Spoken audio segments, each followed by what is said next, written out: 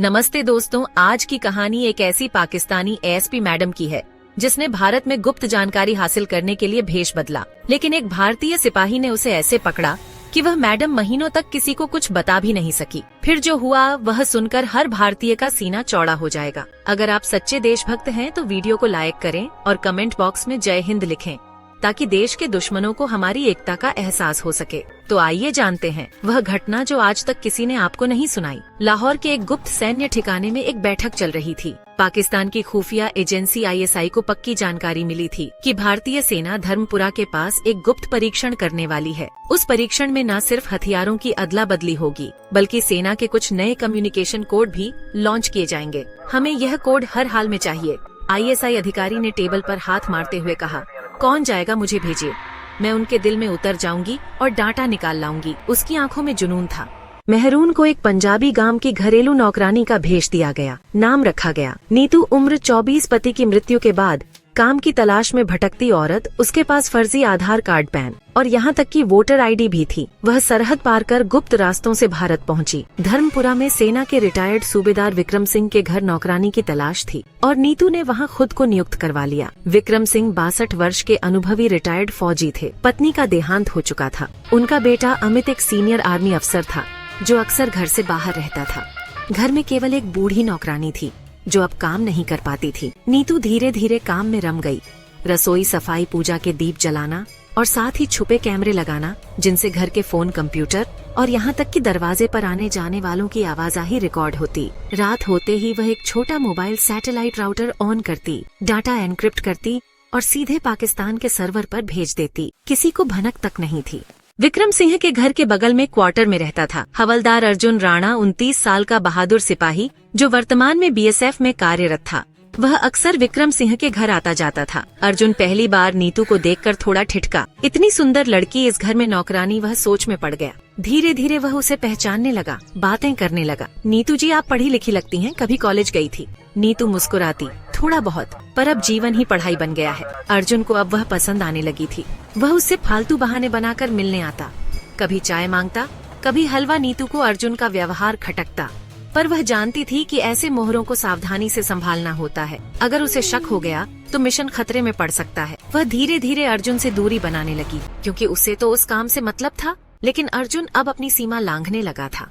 एक रात उसने नीतू के कमरे की पिछली खिड़की से चुपके से झांका। उसने सोचा रात को वह छोटे कपड़ों में सोई होगी इसे देखने के लिए, लेकिन वह तो बैठी लैपटॉप से कुछ पाकिस्तान भेज रही थी। उसकी आंखें फटी रह गईं। उसे शक हो गया, पर अर्जुन कुछ नहीं बोला, चुपचाप लौट गया। अगली सुबह मौका पाकर उसे एकांत में रोका। तुम कौन हो, क्या भेज रही थी? रात को नीतू का चेहरा सफेद पड़ गया। उसे समझ आ गया अब तो वह पकड़ी जाएगी या मारी जाएगी। उसने तुरंत सोचा, अर्जुन को अपनी ओर कर लेती हूँ, वह तो पहले से हमें चाहता है, हमारे अंदर फंस जाएगा। उसने धीमी आवाज में कहा, मैं बताऊंगी पर वादा करो किसी को नहीं बताओगे। तुम जो कहोगे वह मैं तुम्हारे साथ कर लूंगी। अर्जुन तो यही चाहता था।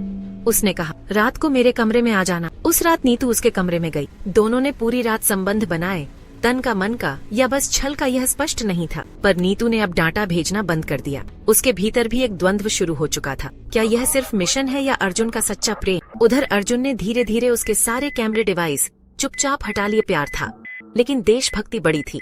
अर्जुन राणा अब एक मानसिक उलझन में जी रहा था। एक ओर मेहरून नीतू की मोहकता थी जो उसके दिल की तहों तक उतर चुकी थी, दूसरी ओर देशभक्ति और संदेह जो उसकी आत्मा को कचोट रहे थे। मेहरून अब पहले की तरह चुप नहीं रहती थी। वह अर्जुन से खुलकर बातें करने लगी थी। बच्चों की अपने जीवन की झूठी कहानियां सुनाकर उसका विश्वास जीतने की कोशिश करती। अर्जुन अक्सर सोचता, क्या सच में उसके पीछे कोई मजबूरी है या यह सब नाटक है? शामों को वह दोनों छत पर बैठते, मेहरून चुपचाप आकाश की ओर देखती और कहती, वो जो तारे हैं ना।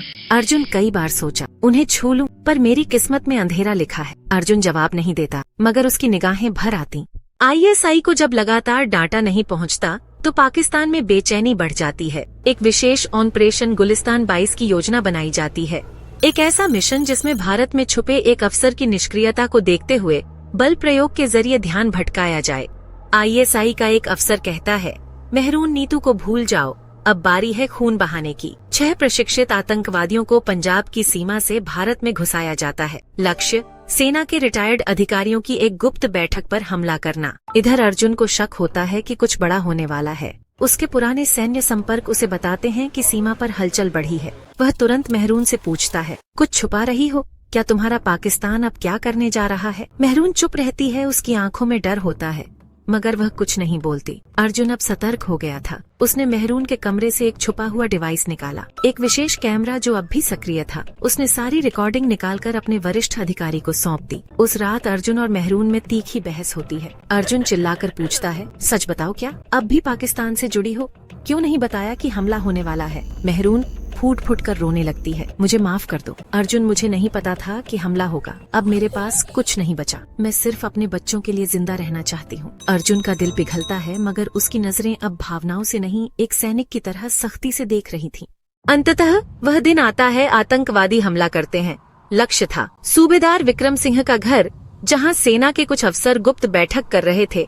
लेकिन भारतीय सेना और पंजाब पुलिस पहले से सतर्क थी। गोलियों की बौछार, धमाके और चारों ओर अफरा तफरी। अर्जुन और उसकी यूनिट ने मोर्चा संभाल लिया। एक एक कर सभी आतंकवादी मारे जाते हैं। एक आतंकी के पास से दस्तावेज बरामद होते हैं जिनमें मेहरून निसा के हस्ताक्षर और कोडवर्ड्स भी मिलते हैं। अब शक नहीं रहा, मेहरून का अतीत सामने था। हमले के 2 दिन बाद अर्जुन ने मेहरून को घर से बाहर बुलाया और कहा, अब तुम पाकिस्तान जा सकती हो क्योंकि तुम्हारी जानकारी हमारे पास पूरी है। तुमने कुछ दिन वफादारी दिखाई, इसलिए तुम पर मुकदमा नहीं चलाया जाएगा, मगर याद रखो तुम्हारे खिलाफ सबूत हमारे पास हमेशा रहेंगे। मेहरून ने हाथ जोड़ लिए। वह बोली, मैंने जो किया बहुत गलत किया, पर मैंने दिल से तुमसे मोहब्बत की थी। अर्जुन मुस्कुराया, लेकिन उसकी आंखें नम थीं।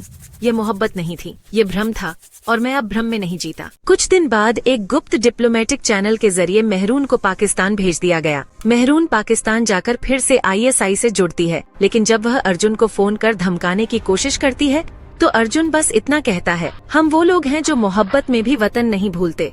और जब दुश्मन मोहब्बत में छल करे तो उसे जवाब देना आता है। 6 महीने बीत चुके थे। अर्जुन राणा अब एक गुप्त मिशन पर था, ऑपरेशन नेत्र। यह मिशन पाकिस्तान की सीमा में घुसकर एक खतरनाक आतंकी नेटवर्क को ध्वस्त करने से जुड़ा था। लेकिन उसे नहीं पता था कि इस मिशन के भीतर एक और परछाई छिपी है। मेहरून निसा, ISI ने मेहरून को दोबारा सक्रिय किया था, मगर अब उसके पास एक और लक्ष्य था, अर्जुन राणा की हत्या। कराची में एक गुप्त मीटिंग के दौरान जनरल महमूद ने कहा, वह जो तुम्हारे दिल में रह गया था उसे खत्म करो और फिर इस खेल से आजाद हो जाओ। मेहरून ने कोई जवाब नहीं दिया। उसके चेहरे पर अब भाव नहीं, बस एक ठंडी शून्यता थी।